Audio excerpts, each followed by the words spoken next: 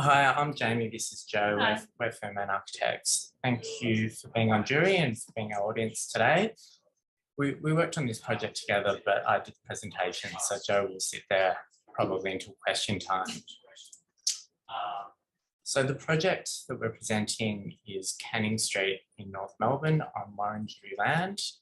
The new building area is 110 square metres and the cost of works was $730,000 ex-GST. So this little cottage was the literal and figurative starting point for the project. It's a little house of about 40 square metres, which the clients loved. That's why they bought the property. And they were mid-renovation when we were engaged to do the new dwelling at the rear. So the thing that attracted them is something that appeals to us, which is the idea that small footprint living can be a really positive thing and that the constraints can actually make your enjoyment of the space enhanced. So in that spirit, the new dwelling at the rear was intended to be no bigger than what they required. And at 110 square metres, it is quite generous by world and North Melbourne standards, but it is modest by Melbourne and Australian standards, being less than half the average 3-bedroom home. The other thing to note is the 900mm wide gate on the left being the only access available to the rear of the block, which was a difficult constraint during construction, but we see it as a bonus because there's very little given away as you approach the new dwelling from the street. And we think there's a really pleasant surprise when you go back around the original dwelling. So here's the site. That's the existing cottage. We've demolished the ramshackle extensions at the rear, and this is the footprint of the new dwelling. So separating the two buildings came with a range of advantages. First of all, it let the cottage stand alone as a beautiful object that the clients loved. It also provided this sunny north courtyard with minimal overshadowing from their own building, and gave the option to provide north-south orientations for our new dwelling. The other thing it did was it meant that this cottage could act alone and the clients could lease it out on short and medium terms through Airbnb. This diagram shows a little more of the context. North is to the right. This building to the east is the most sensitive interface. It's a large block by North Melbourne standards, and all of these windows over 2 stories face our dwelling. This was of great assistance was all the boundary wall to the west, which we could anchor our building to. And the 3 properties to the rear, which we had to respond to, were all oblique, which helped minimise building mass. And this is our response.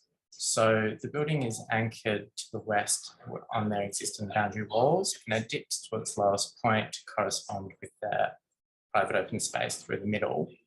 And to the east, it's boundary to boundary on ground floor, but we've set back to the first floor, which is in sensitivity to the neighbour, but it also provides the opportunity to put windows across our first floor eastern wall.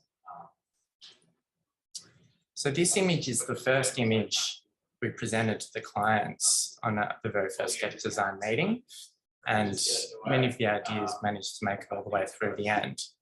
Namely being, we're standing now in the courtyard and you start to get an appreciation of the advantage of splitting the 2 dwellings, and this demonstrates the opportunity for that large expanse of north glass. And we're also starting to build the expressed structure that goes through the depth of the new dwelling. Similarly, this was in that first presentation. What we're looking to do is, even though we have 1 living room volume, and despite that constraint, what we've provided is a variety of experiences within the home. And the key gesture in achieving this is this sloped ceiling form. So the feeling, the atmosphere at the front of the home is different as you travel through the 1 volume. And from the outset, we had this idea of having this express structure And what it does is it provides these bays, and each bay has a tailored function. And that's part of, for us, part of achieving successful outcome when you've got constraints, is being really tailored in your response and wasting no square meter. And here's the end result. So you can see still that the structure remains, that north glazing is there, and that feeling through the courtyard. So really the only significant change was we moved the front door into the glass facade to gain a little bit of room for a barbecue and an extra functional bay inside the living room. So I won't dwell too long on the floor plan because there isn't that much longer to go. But you can see those bays functioning across here. And the parents always wanted to be upstairs. So at the beginning of the project, they had one child, but they had two by the end. So this was always designed with the idea that it could be split. And this is a triple bunk we can show you on the image later. Sorry, and that's the cottage, and that's the access from Cannon Street.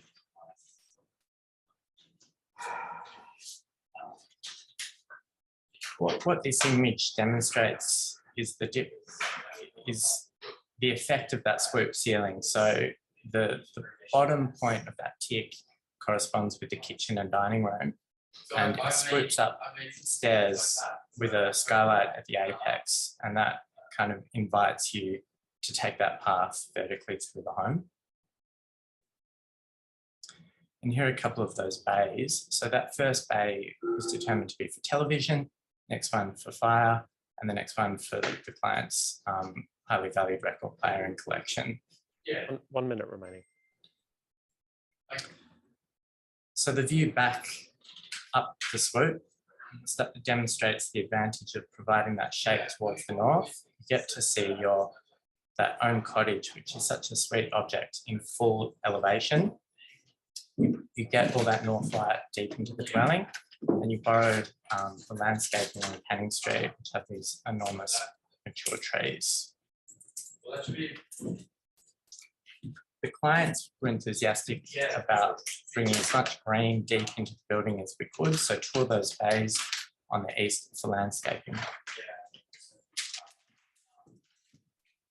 And here are the bedrooms. So it's a triple bunk, this one, for the two kids, and it's also got some storage. So these are cute things that people like providing in their homes, but here they're also really practical when you're constrained as you are. And I'll leave it there on the floor plan. I think we're at 8 minutes, and it seems like a natural spot where you might have some questions.